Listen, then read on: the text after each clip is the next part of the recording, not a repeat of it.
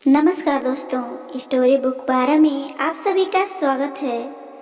पत्नी की फरमाइश थी पति के लिए कि शाम को आते हुए राशन लेते आना और हाँ, मुन्ना के स्कूल में फीस भरनी है, उसके लिए पैसे देते जाओ।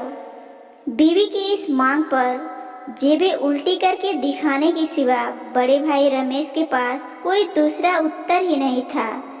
माथे पर चिंता की सीकनों के साथ सवेरे तो बड़ा भाई रमेश अपने काम पर निकल गया।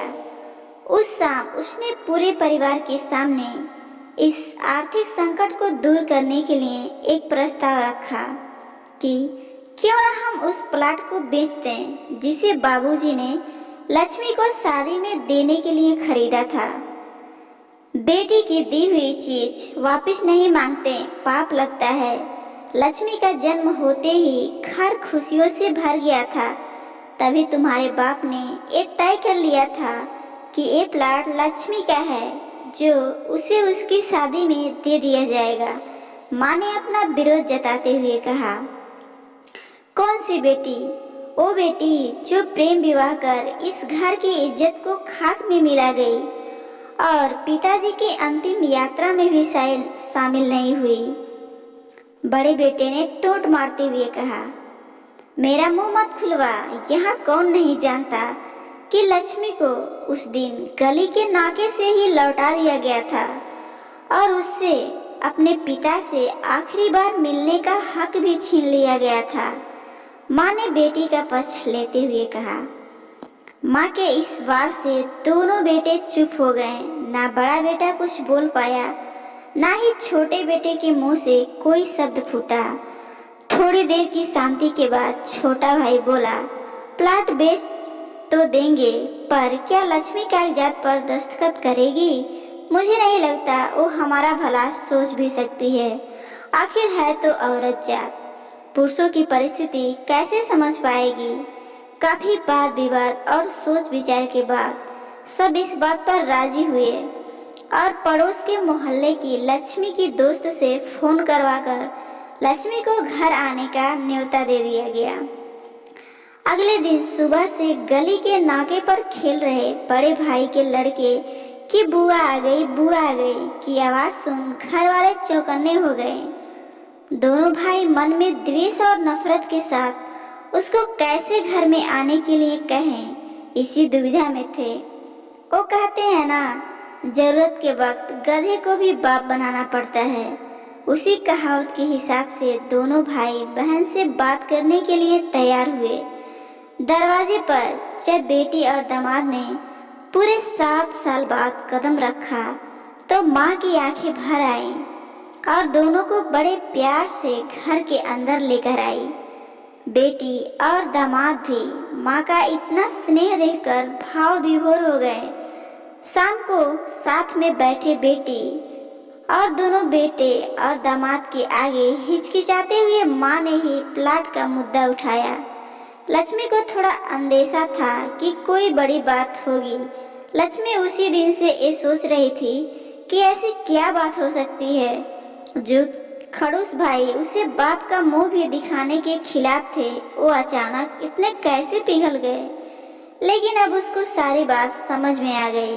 लक्ष्मी ने तिरछी नजर से पति की ओर देखा तो वो बोल पड़ा, देखिए माँ जी, शादी से पहले जो कुछ आपका था वो आप ही का रहेगा। ना उस पर मेरा या लक्ष्मी का कोई हक था, ना है, न ही भविष्य में हम मांगेंगे। इसलिए आप निश्चिंत होकर उस प्लाट के साथ जो करना है कीजिए। आप जहाँ कहेंगे हम वहाँ साइन कर देंगे। वे सब अपने में बातें कर ही रहे थे कि टीवी पर अनाउंसमेंट हुआ कि आने वाले 21 दिनों तक देश में लॉकडाउन लगाया जा रहा है। लक्ष्मी के पति ने कहा, अब हम क्या करेंगे लक्ष्मी?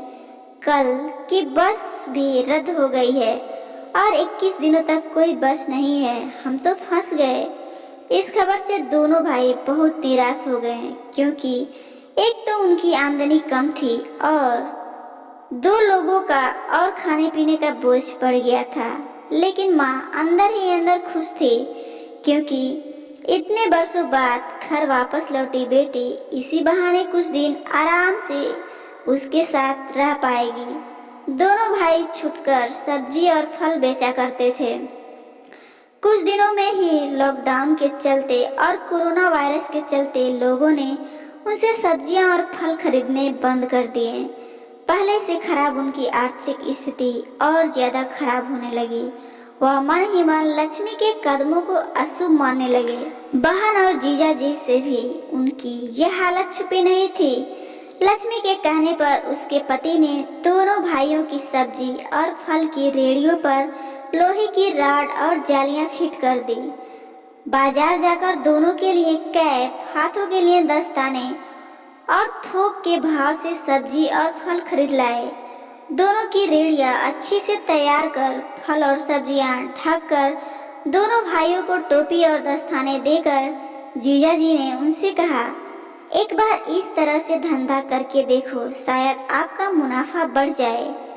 थोड़ी आनाकानी करने के बाद दोनों भाइयों ने जीजा जी के समझाए अनुसार धंधा शुरू किया। 2-3 दिनों बाद ही कोरोना से घबराए लोग अब ढकी हुई फल और सब्जियां और दस्ताने और सेफ्टी का ध्यान रखते बेचने वालों से ही फल और सब्जियां खरीदने लगे। इस तरह समझदार दामाद की वजह से धीरे धीरे दोनों भाइयों का धंधा अच्छा चलने लगा और उनके घर का गल्ला जो पहले खाली हो रहा था अब धीरे धीरे भरने लगा।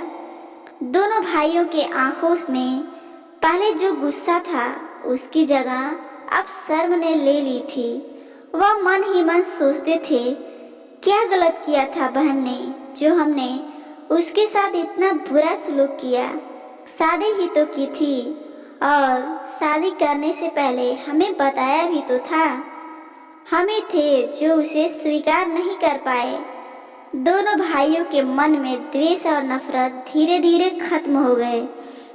21 दिन बाद जब दीदी और जीजाजी प्लॉट के कागज पर साइन करके जाने लगे तब दोनों भाइयों ने उन्हें रोक लिया और उनसे माफी मांगते हुए वो पेपर्स उन्हें दे देते हुए बोले, शादी के वक्त हमने आपको कोई तोहफा तो दूर की बात आपका हक भी नहीं दिया, लेकिन अब इस प्लॉट को स्वीकार कर हमें प्रायश्चित करने का एक मौका दे दीजिए। सभी के आंखों में खुशी के आंसू आ गए और माँ ऊपर देखकर बोली, देखा आपकी लाडली ने आज फिर हमारा घर खुशियों से भर दिया। दोस्तों, जीवन में ज्यादा रिश्ते होना जरूरी नहीं है, पर जो भी रिश्ते हैं उसमें जान होना बहुत जरूरी है। आशा है कि आप इस बात को समझ रहे होंगे। कहानी कैसी लगी अपनी राय जरूर बताएं और ऐसी ही कहानियाँ सुनने के लिए चैनल को जरूर सब्सक्राइब कीजिएगा। धन्यवाद।